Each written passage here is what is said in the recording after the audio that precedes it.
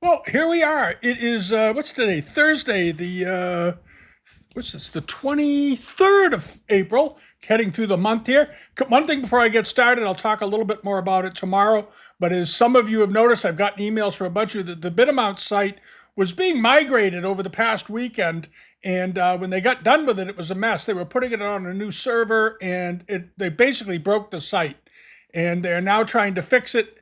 It's Thursday. They told me they'd have it done no later than Tuesday, and we're still here. But don't be discouraged. They are working on it. I just don't know what happened to it. It's just one of those computer things. I did what I could, and they said, oh, it's all stuff we have to fix. So as soon as it comes back on, I'll let you all know. But for now, the Bitamount site is partially working. Pages are missing. Links aren't working. The global pages they're there, but nobody can see them. Of course, I can't even log into the site to make any adjustments at all. So I'm just going to have to be patient and wait. I hope you'll share me in that patience, and it'll get done. This is the first time this has ever happened in 12 years. Over 15 years of having that site. Anyway, that's where we are. It's a nuisance. Can't let it get to you. Now, the thing I wanted to talk about today was a couple of sales. There are a bunch of sales coming up in Hong Kong, as many of you know. But there's also a very good series of sales coming up in London at Bonham's. And I wanted to go through these because it would be easy to miss it if all the attention's over there in Hong Kong for those sales. The London sales look pretty good, and there's some very interesting things in them. And I'm going to talk today about a sale that's taking place on the 11th and 12th of May. Now, I realize if you're in the US, you got the duty thing to deal with and all that. Well, that's the way it is. But if you're in the UK or in the EU and you like to buy things, pay attention. This is a pretty good auction, and there's several others. I'm going to try to do videos on those as well in the next week or so, so you have a chance. But you can always go to Bonham's site itself and look. They're all there. They're all posted. They're all ready to go, and they got some neat stuff. But this sale in particular, I like because there's some really interesting Chinese paintings in it. Chinese export paintings and some very rare ones, and they have very modest estimates. So stick around. All right, now let me see how many lots are there. There are 400 and this sale has 415 lots. It's Chinese. And there's a few. I think there's a few Korean pieces and Japanese things in here, but they've got some nice lots, and the estimates are extremely reasonable, which indicates the reserves are. If there's a reserve on anything, it's pretty low. I suspect there are reserves on them, but the estimates are so low, I don't think it makes much difference. To be perfectly honest, one of the pieces that popped up, we're just going to go through them. They're sort of in the order that I picked them here. Is this very nice 18th century Chilong period Cinnabar lacquer bat and peach bowl. And this is a nice bowl. It's around, what is it, 4 or 5 inches? 4 7/8 inches wide. And get it to enlarge. There it is. It looks to be in very good shape. I'm wondering if this metalwork might have had some gilding on it at some point. It looked like it did. You might want to check with Bonhams about that. But the detail of the decoration is quite excellent. Really, really fine. If you pull it in, you're going to see a lot of very, very fine details. It's nicely finished. I love how the bats are done on here. They almost look like flowers. It's a very attractive bowl. The estimate on it is £2,000 to £3,000. Which is $2,700 to $4,000. It's a nice looking bowl. It is just has a big Shao character on the bottom. That's all it's there. There's no rain mark or anything, but it's an 18th century bowl nonetheless. All right, and then there's this, a very nice, again, 18th century Chilong era lacquer box. It's about 9 inches in diameter, and it's beautifully done, and it looks to be in quite good shape from what I'm seeing. The workmanship on it is excellent. 18th century Cinnabar. When they did it right, they did it beautifully. And this is a nice example. It's deeply cut. It's very well polished. And I like the scene on the top. It's a couple of kids. It's like an excerpt from the 100 Boys pattern. Here it is. There's not 100 boys on here, but I love the way they're depicted. They're playing some sort of outdoor game. This one is dragging something behind. Oh, he's got some peaches on the end of a stick. that he's carrying along. And it's a very nice box. It looks to be, as I said, in very, very fine condition. It's got a dark red and a slightly brighter red on it. The estimate is 2,000 to 3,000. Also, a very nice example though, and it's good size. 9 inches is a nice size for one of these boxes. So if you're looking to get into lacquer, you might get a shot at this. They can go for more though. They can this type of box in the past, we've seen them sell for 6,000 to 7,000 US, a good bit above this estimate. So I think the estimates here are quite reasonable. And then there's this. This I thought was terrific. If you collect Chinese porcelain wares for the Japanese market, Ko-sometsuke as they're known, there's this. A very interesting. It's sort of a bag form porcelain. With crabs on it, and a man walking up to it, and bamboo trees, and these very nice lappets, V-shaped, sharp leaf sort of lappets around the top. The sun or the moon in the background. I suppose that's supposed to be the sun, but it's a nice looking thing, and it's a rare form. You do have some fritting on this edge. That's not damage. That's just typical fritting you see often on mid-17th century and early 17th century porcelains. And it's estimated at 7,000 to 9,000 pounds. It is a rare thing. This is a very, very rare bird, and it measures just a hair under 8 inches tall, 7 5/8 inches in height. So it's pretty good size. It's about that big. And but it's a rare form. And if you collect rare forms, this is a pretty interesting one.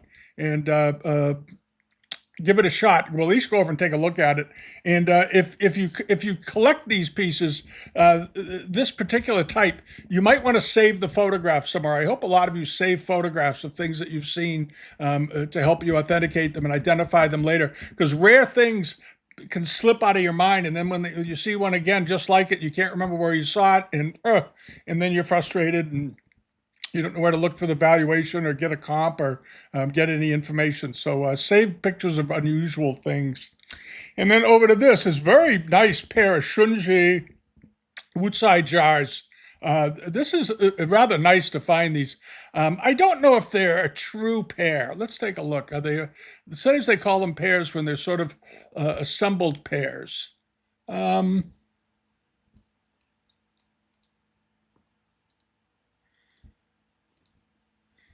don't know if I'd really call the. Well, maybe they are. I don't know. You'd have to look at them. Are they a true pair? They're slightly different in height. The one on the right is a little shorter than the one on the left. I can see that. The finials are pretty much the same.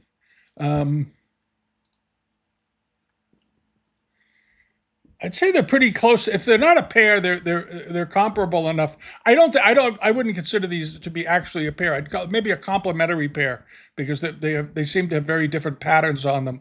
But they're very attractive. Unfortunately, there's only one photograph here. Again, Bonhams don't use one photograph.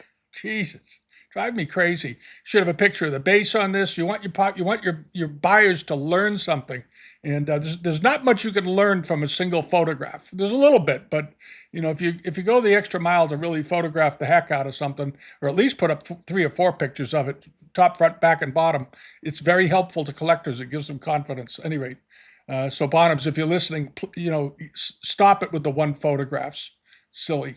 And then there's this very nice Wucai Kangxi period or Shunji period jar.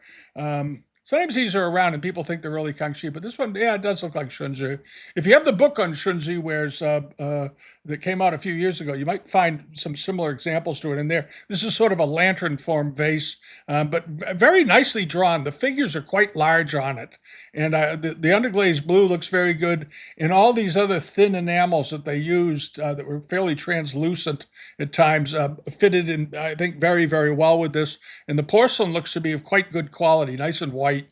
And it's estimated at 3,000 to 5,000 pounds, which is 54 or 4,000 to what did they say, 6,700 US, somewhere around there. It'll probably get there, and it measures how big is probably a foot, 11.5 inches tall. It's a nice looking jar. That's a good looking piece of porcelain.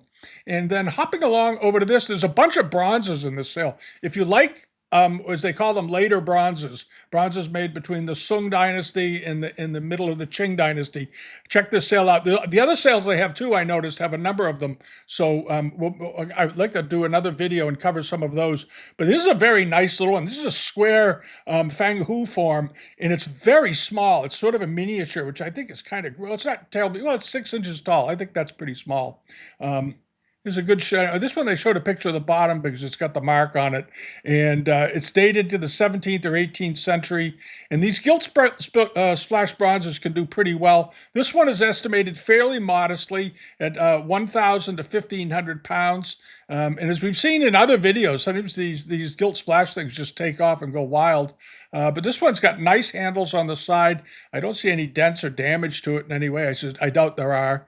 Here's the bottom shot of it again. And it's estimated just 1,000 to 1,500 pounds, or around $1,300 to $2,000, which is probably about right. But if you like unusual forms and small forms, miniature forms, and this is getting sort of toward the miniature form at 6 inches, that's about that big. It's something to consider. It's something to consider. And then over to this. I thought this was really interesting. This is a pair of carved relief panels. And on one of the panels are a Chinese couple, and on the other panel are European couples. And this one they're dating it to 18th or 19th century. Judging by the style of dress and the way it's done, the finish on it, looks very much like 18th century work to me. I love the doorway, how it's done with the lantern over it. And you have this sort of, happy, well-off European couple next to probably a pine tree or some sort of, no, maybe not a pine. I think it's supposed to be a pine tree, the way they drew the leaves. And then you have a Chinese couple over here, are absolutely charming. And their doorway is very different, but has the same lantern hanging in the middle. It's quite interesting how the artist did that. So the Europeans have sort of this Gothic style doorway, and the Chinese have a very, very traditional Chinese door. It almost looks like a chair, the way the door is done. And I like the roux head design that they used as the pediment to the door. Very nicely done. And these panels measure about a foot square each. I think they were something like that. Let's see, 9 inches tall and 11 inches wide. Not quite square, but I think they're awfully nice. And the estimate on them is only 1,000 to 1,500 pounds. But these are interesting things. And you're probably not going to find a comp to them, because I doubt there are others that are around that'll be listed anywhere. These are the kind of things that you just have to decide you really love it, and you want to own it, and you throw a bid on it and go for it. All right, and if I were there or able, we could probably get them shipped, but then you got the duties and everything. But if I were in London, living in London and so forth, and I saw these, I'd probably say, look, they're estimated at $1,300 to $2,000 US. Leave $3,000 US on them. And then be there just in case you need to go more, because these are very nice. They're the kind of things you see in old museum collections, things that were gathered back at the turn of the last century.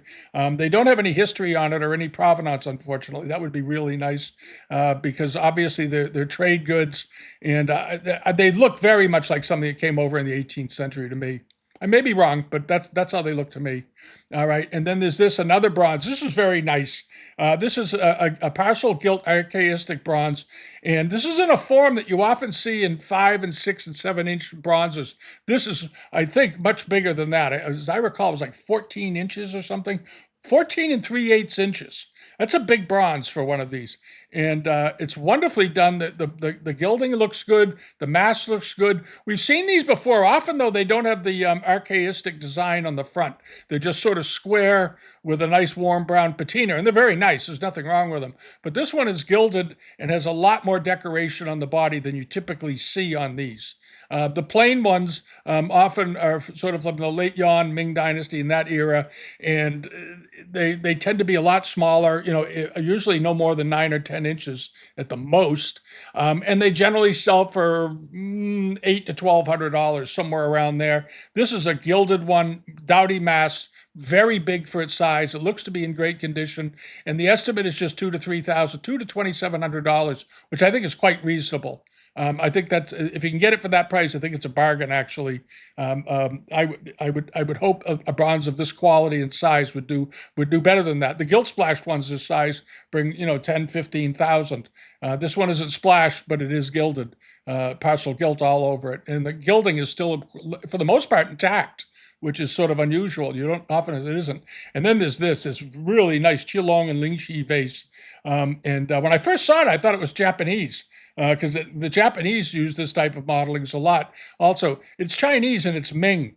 And when you pull it in, you can see it right here. The way the dragon is done, the chimera is done. The dragons, the way they did them in China, didn't look like this. They had tended to have much more spiky heads and weren't quite so smooth. And this is like a young dragon. But the patina, that tone of brown is very typical of Ming bronzes. And then you have this Lingxi fungi above it and so forth, and these wonderfully shaped top. I think this is a very handsome piece of bronze work, and it looks like it's in great condition. And you don't see bronzes too often from the Ming Dynasty from China that are done with the floating with the dragon coming off of it so much. And he's extremely elongated all the way down. He's much bigger than they typically depict them. That's another reason I thought at a glance when I first saw it, the Japanese made bronzes in the Meiji period and the late Edo period that had a very similar shape. But this isn't. This is a Chinese example. It's quite attractive. There's the back of it. There's a little bit of rubbing here on the back. Somebody tried to clean it at some point. Maybe, you never know. People do dumb things. But the front of it is beautiful, and that's what you're going to see all the time anyway. 2,000 to 3,000 pounds, 2,700 to 4,000 US, and it is 10 inches tall. It looks quite nice. I like that a lot. And over to this silks. There's some good silks in this sale. There are a bunch of robes. I'm going to show you one of them. It's sort of the lead robe in the sale, and I think it'll do better than the estimate. But there's this very nice large silk embroidered panel, and it's quite unusual. You'll notice the very, very pronounced mountains, the layered rocks of the mountains going up. And then when you pull it in, you'll see that it's all filled in with, this is a 19th century example, probably first half, 1840s or so, I think. But the layering of the rocks going from white to light blue to medium blue to dark blue, and then down below in between the rocks, you have all these flowers and old craggy trees coming up out of it, bamboo trees and whatnot. And then above that are buildings. Sort of studios up on the hilltops or summer palaces, that sort of thing. Beautifully done pine trees over here. The pine trees all look like pinwheels. Absolutely great. There's a lot of them all the way down, and then you get into more rocks and whatnot. It's a beautiful silk. That's all I'm gonna. That's enough. But anyway, it measures. It's good size. It's 31 by 41 inches wide, so it's over 3 feet wide. This is a big hanging piece, and if you buy it, it wouldn't be too bad to ship because it's silk. They fold them up, off it goes. It doesn't appear to be framed. I think it's just laid out flat. So once you got it here, take it to your framer and have them put a really, really nice, appropriate frame on it with a nice white mat, cloth mat with maybe a gold fillet around it or something. It would look quite nice. But at any rate, it's estimated at 2,000 to 3,000 pounds or $2,700 to $4,000, which seems right.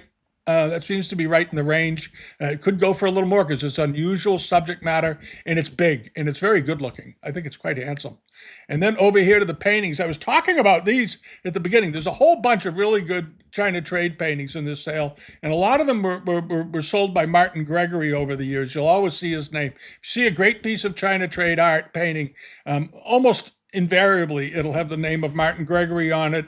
Sometimes you run into pieces here in the States that have a Carl Crossman label on them, of course, and that sort of thing. But Martin Gregory was the guy. And this very nice painting set by Wucai, and there's 4 of them. And he acted between 1840 and 1870 and all that. And let's see, Martin Gregory sold this. He had it back in the 1990s. And this is on paper. It's on pith paper. But these are really, really well done. And the estimate is pretty reasonable, 2,000 to 3,000, but exceptionally well painted, beautifully painted on pith. Some pith paintings are pretty horrible. The late 19th century ones are pretty drecky looking, but these are finely detailed. The reflections in the water and all that, the artist just had it down. Just very, very nice. And by Wucai. And that does affect the price. Just always keep, it's not just pith paintings, it's Wucai pith paintings. That makes a fairly significant difference. 2,700 to 4,000 US for the 4. So they're thinking they're probably worth somewhere between $700 and $1,000 a piece, which I think is pretty reasonable for Wucai's work. And then there is this. Now, is this one of the copper paintings? Yes, oil on copper. These are really interesting. You don't see China trade paintings on copper very often. They did do them. They were all typically always fairly small sheets. There was a number of notable sets of them that have been sold over the last 30 years of Hong scenes and whatnot. And they tend to bring a lot of money. I was at a sale once where I think 3 or 4 of them, this was 25 years ago, brought around $25,000. They do extremely well. But this is a really unusual subject matter. It's a China trade export painting of Cape Town, Table Bay.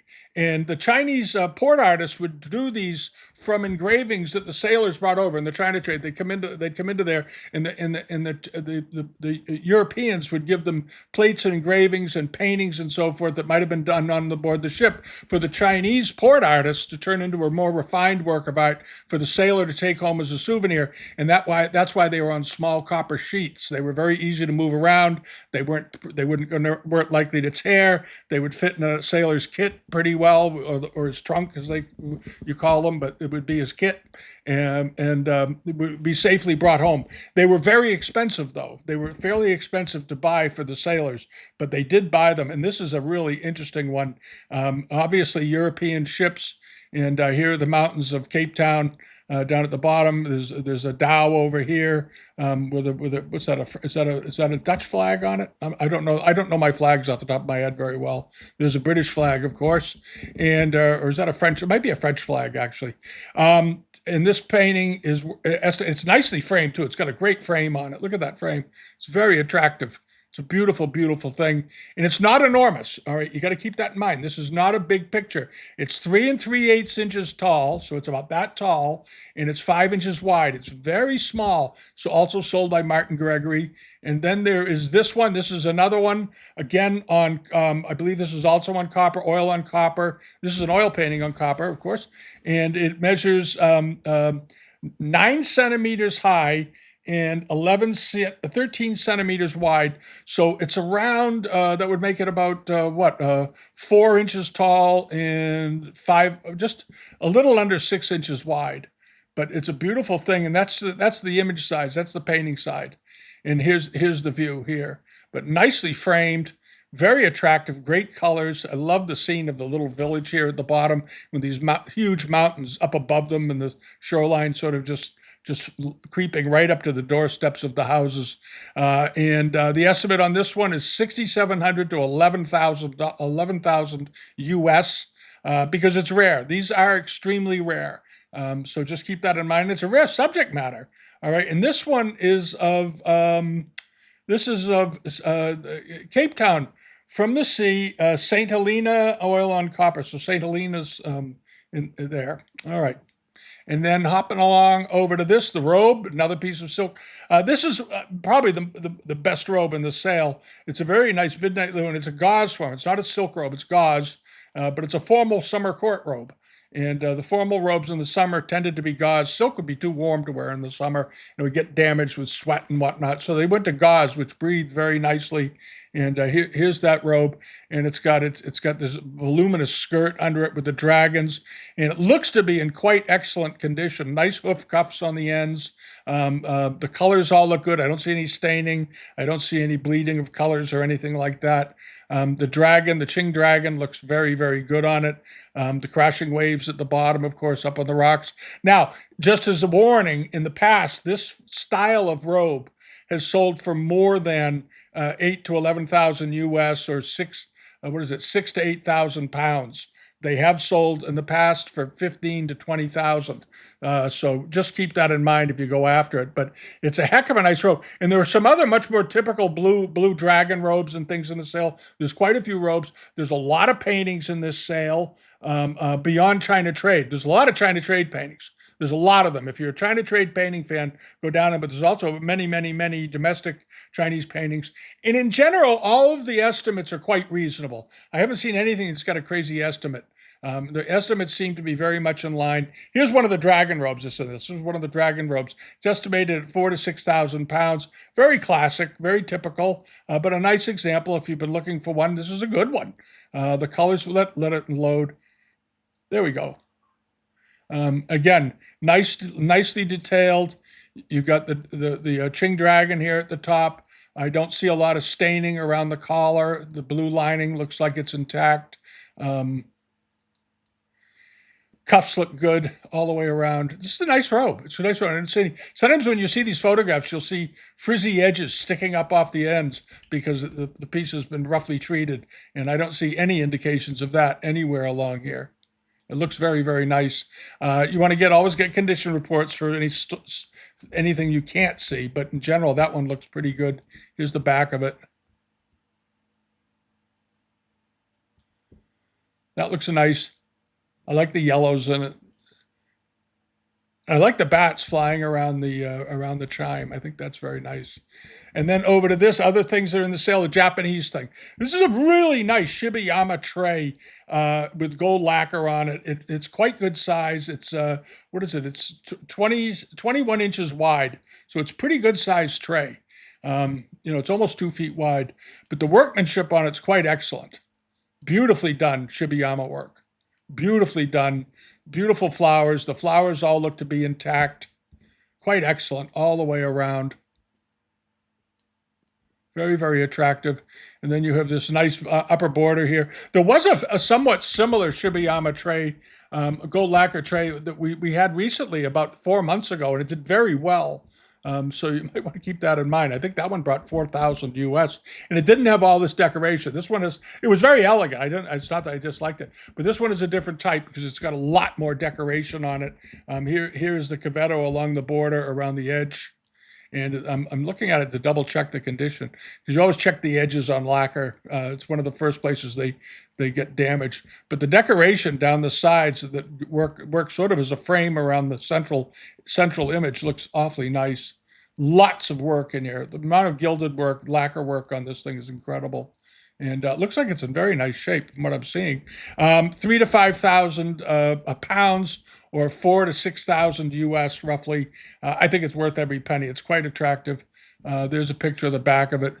With brown Hiramaki lacquer, little speckles on it, and it looks good. So there you go. And just a couple more things here. This is ghee type incense burner. It's interesting how they divided this sale up. At the beginning, you have some really nice Kangxi blue and white pieces. There's some beautiful examples in there. I should have probably mentioned that. And then it goes to Famile and then Famile Rose.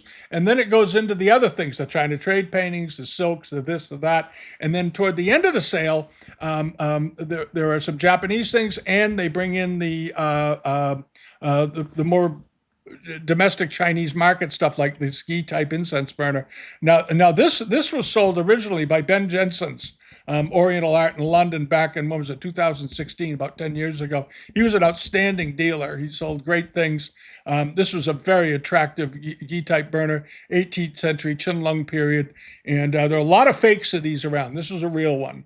Very, very attractive. It's got the slightly browned rim. It's got a double crackle, the gold thread crackle, as well as the black crackle. The handles are nicely done. This is a good-looking bowl. This is a good-looking burner, rather. The estimate on it is 2,000 to 3,000 pounds, which I think is very reasonable for one of these, and we'll see what happens. But that's a nice thing. And there's also this Celadon Hu form vase from the Guangxu period.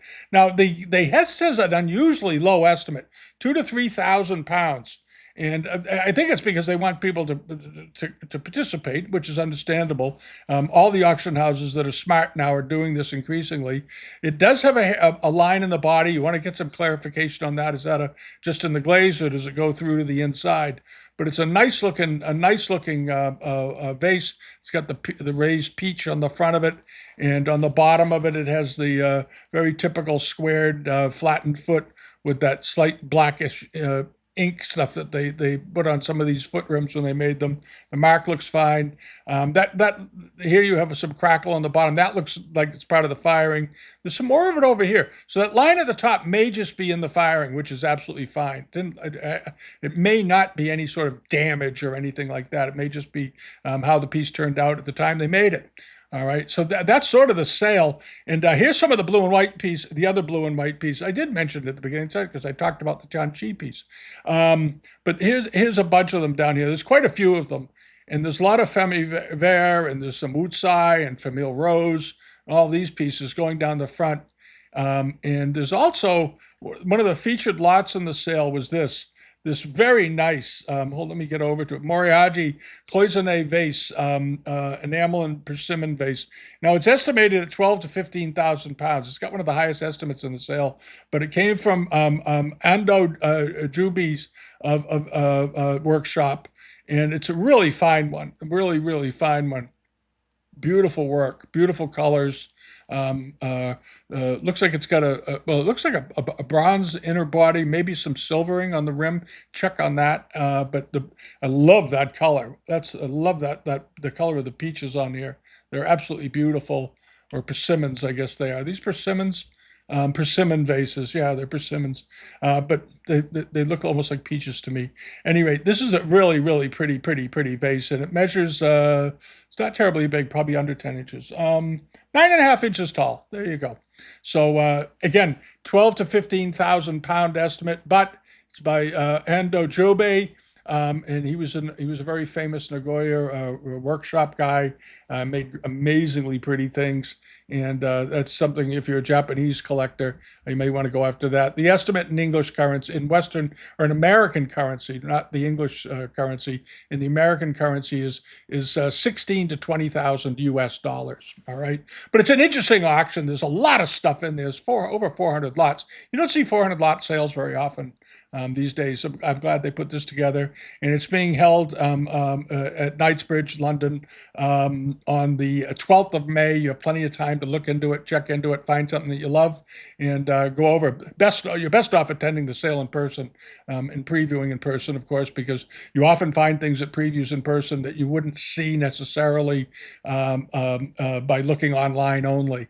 I've lost track of how many times I've looked at catalogs online, then gone physically to an auction and found 3 other things that look so much better in person, and it was just it had just much more appeal to them in person than they did in the photographs. Don't know why that is. It's just human nature, I guess. Anyway, that's it for this. Again, May 12th, coming up at London at Bonham's. Nice looking sale, and they've got some others. We're going to try to do a video on some of those. But in the meantime, go over to the site and check it out, and go from there. All right. Have a great week. Thanks for subscribing, and subscribe here if you haven't so far. And we're working on the site. We'll try to get it back to normal. They're trying to get it back to normal as soon as possible. Okay. Bye-bye.